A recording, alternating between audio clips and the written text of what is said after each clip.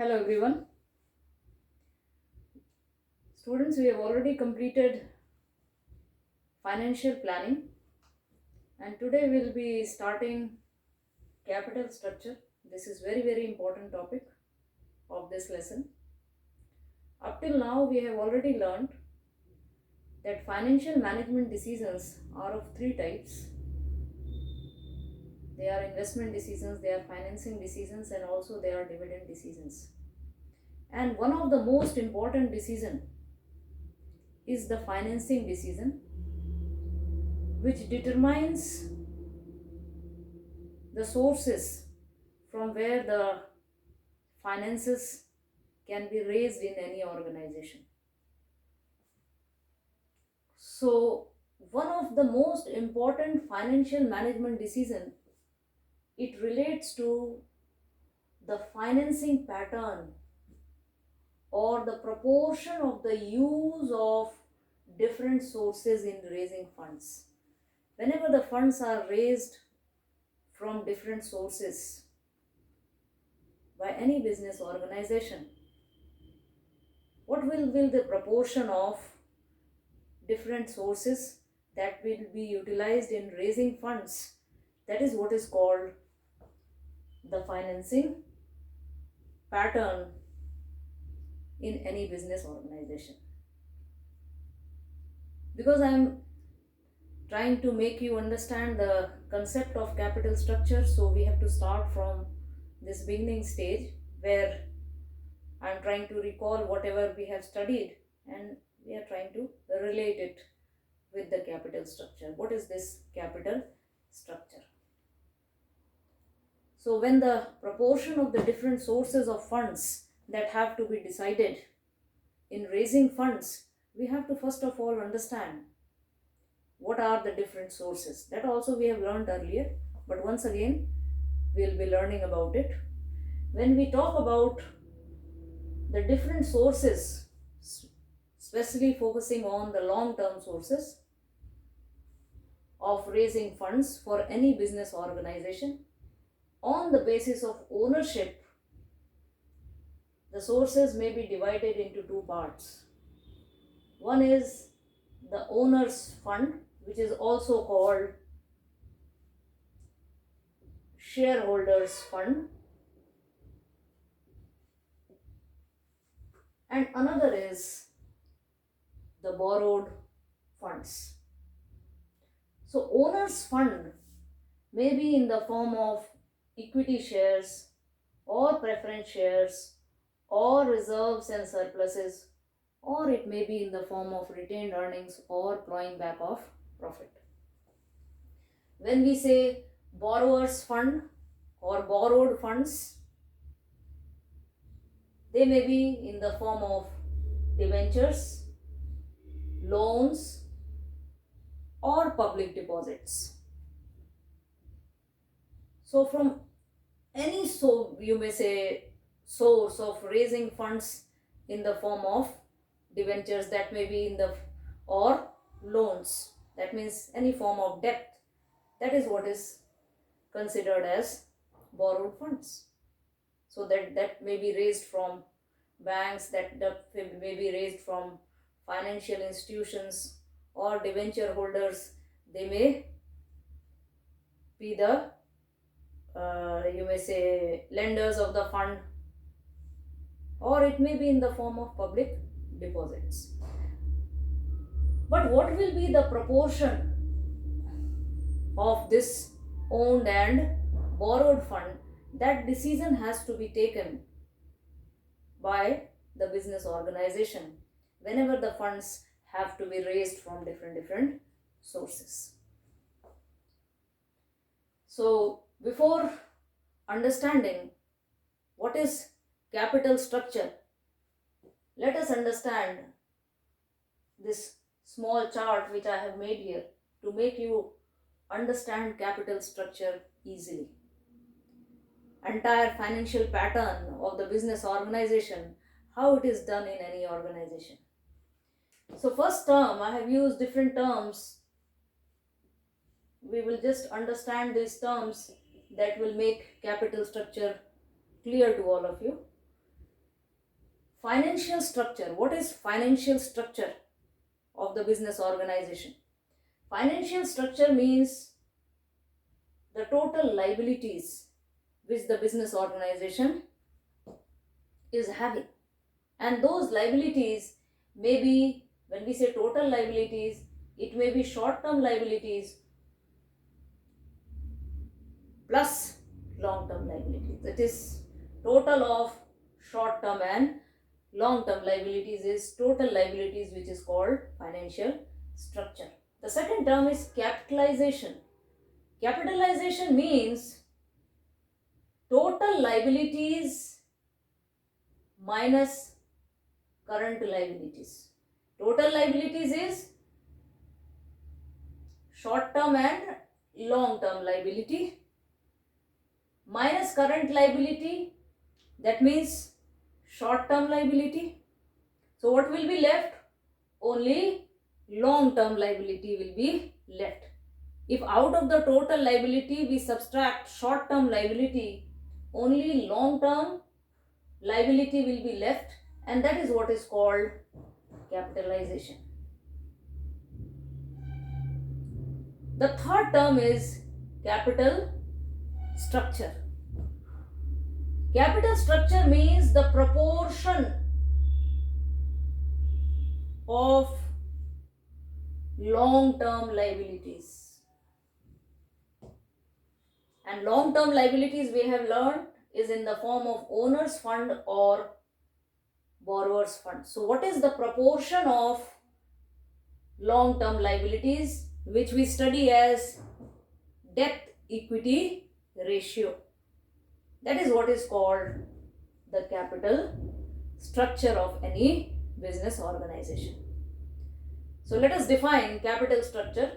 Capital structure refers to the mix between owned and borrowed funds. Mix between owned and borrowed funds. So it is calculated as debt equity ratio. When we say the mix between owned and borrowed funds, that means the ratio between debt to equity. That is debt upon equity, or proportion of, can also be said as proportion of debt in total capital. Total capital means debt plus equity, and when we say proportion of debt in total capital, that means debt upon debt plus equity. Now, whenever we talk about this capital structure, it is said that always there should be optimal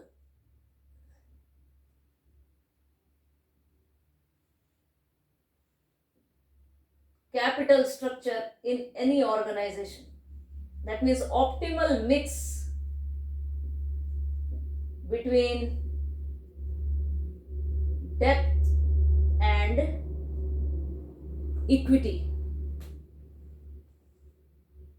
in the capital structure in any organization. For that, we have to understand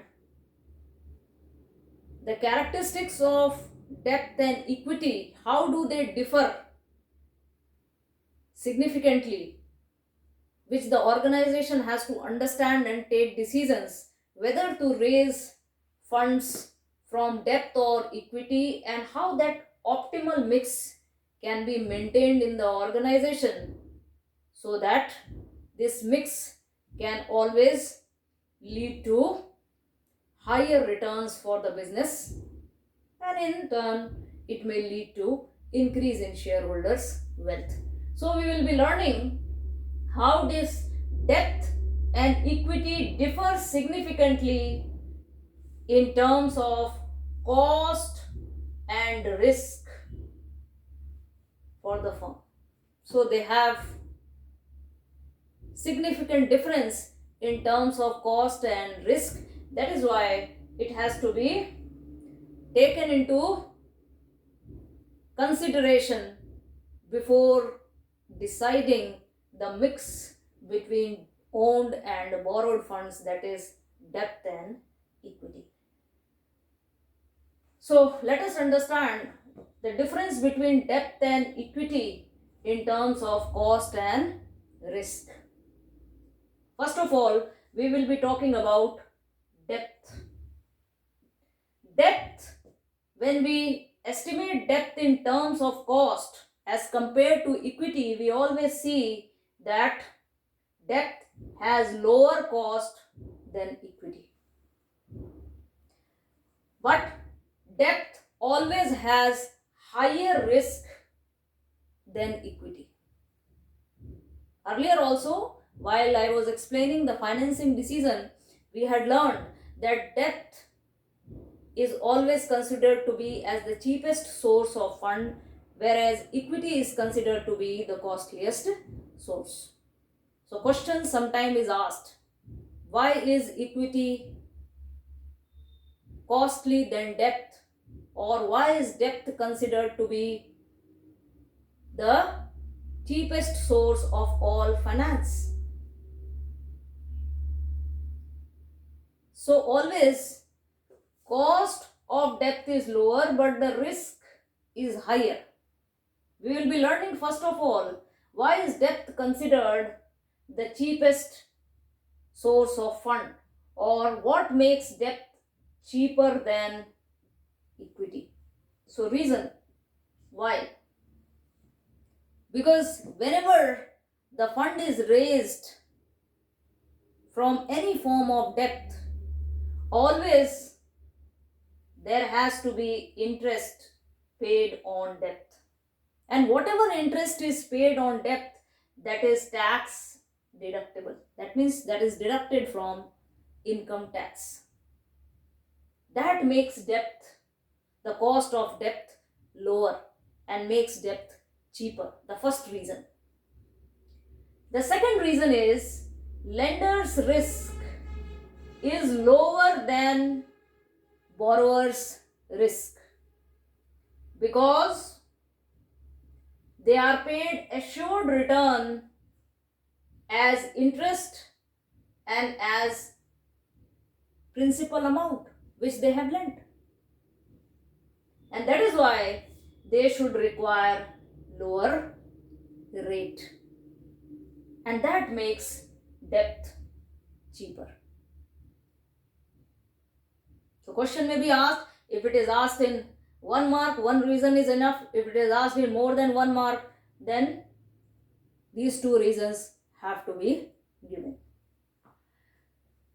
Also the risk which is involved in raising debt capital, as we increase the amount of debt in total capital, we see that the risk also increases.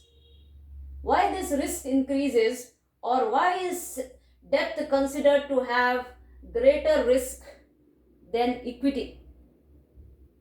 Why it is considered to have higher risk than equity? Question may be put in any form.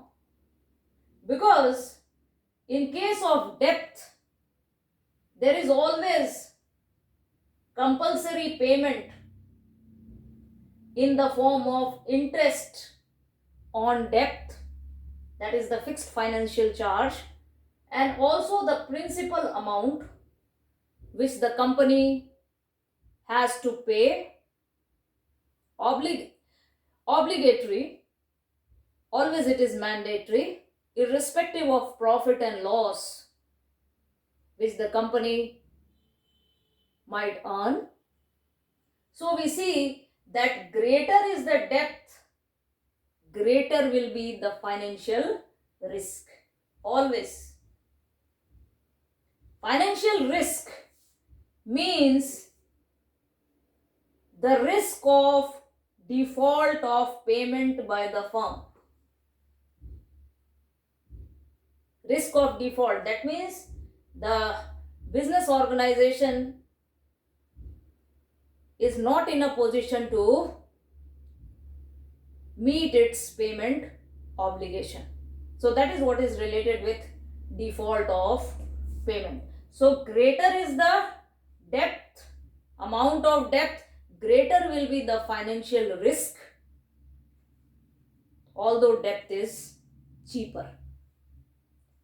On the other hand, we see that equity, which is owned capital,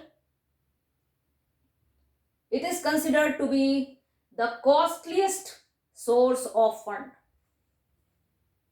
or the cost of equity is always higher than debt. It can be put in any form. Why is equity considered to be costliest? Why is equity costliest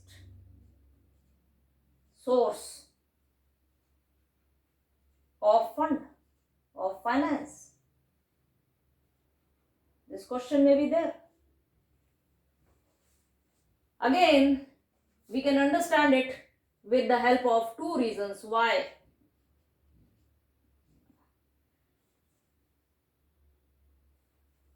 Because if from the owned funds the company has decided to raise capital, then dividend has to be paid. But always, when the dividend is to be paid, there is always tax which is charged on dividend, which has to be paid by the company before the dividend is paid to the proportion of dividend is paid to the shareholders in the form of dividend distribution tax. So what we see, tax is charged on dividend, whereas in case of debt we had seen that interest on debt is tax deductible, whereas for dividend which is declared for the shareholders, always there is tax paid on dividend, which makes it costly. Also, there is no assurance of dividend payment to the shareholders, like in case of debt, where we see that the lenders' risk is always on the lower side because they have assured payment of interest as well as their principal amount on the maturity date. But here it is not necessary that dividend will be paid every time or every year, because dividend is always paid out of profits. If there is no profit in the organization, there is no chance of paying dividend to the shareholders. So if there is no payment of dividend, always we see that the cost of equity rises, and that makes equity costly, because the expectation becomes higher in case of owned funds, that the shareholders, they will be getting higher returns. That is why it is said to be the costliest source of fund. Whereas when we compare in terms of risk, always we see that equity has lower risk. The risk of equity is always on the lower side as compared to debt, or it may be said to be risky-less. Why? Because there is no compulsion of dividend payment in case of equity, and that makes it risky-less. Whereas in case of debt, there has to be compulsory payment in the form of interest and in the form of principal amount. So always, as you increase the proportion of debt, the interest on debt will also increase along with the principal amount which has been raised, which has to be repaid. But in case of equity, there is no such compulsion. Dividend payment is not mandatory. That is why it becomes riskiness. But we have to understand one thing, that whenever there should be mixed between this owned and borrowed fund in the form of debt capital and equity, it should always be optimal. So optimal mix of debt and equity, if it is there in the organization, it will always result in increase in the value of shareholders' wealth. If the mix between debt and equity is not optimal, we will see that the value of the shareholders will not be increasing in the organization. So it has to be kept in mind, and that is why it is sometimes said that only with the help of, if debt is considered cheaper, can funds only be raised with debt? No, because there has to be mix between debt and equity, optimal mix in the total capital of any organization, because optimal mix will only lead to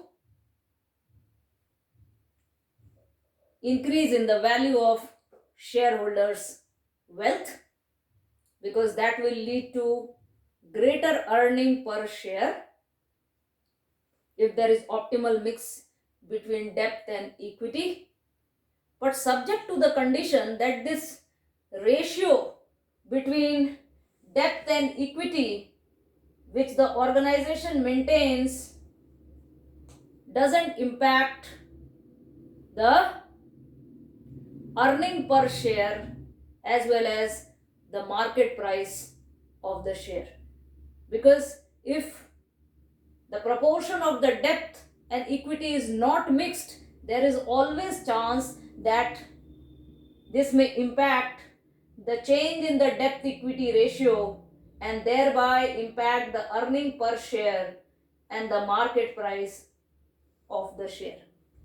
And if the market price of the share starts falling, then it is not going to increase the earning per share of the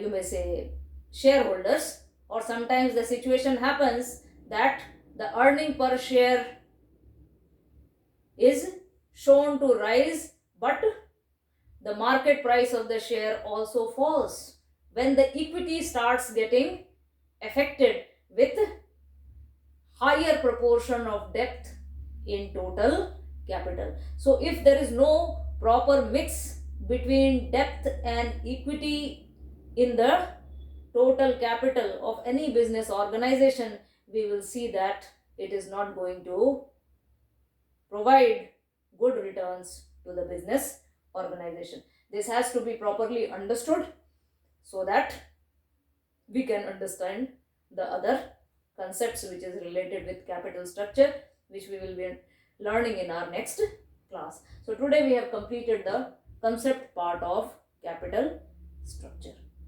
Also through you may say numerical calculation, we will try to understand how the debt equity ratio, if it is not properly maintained, how it impacts the earning per share of any business organization, and how can it affect the wealth of shareholders of any organization. That we will also understand by computing it and learning it at the later stage. For the introduction part, we have completed today and we will be taking the remaining in the next class. Till then, thank you.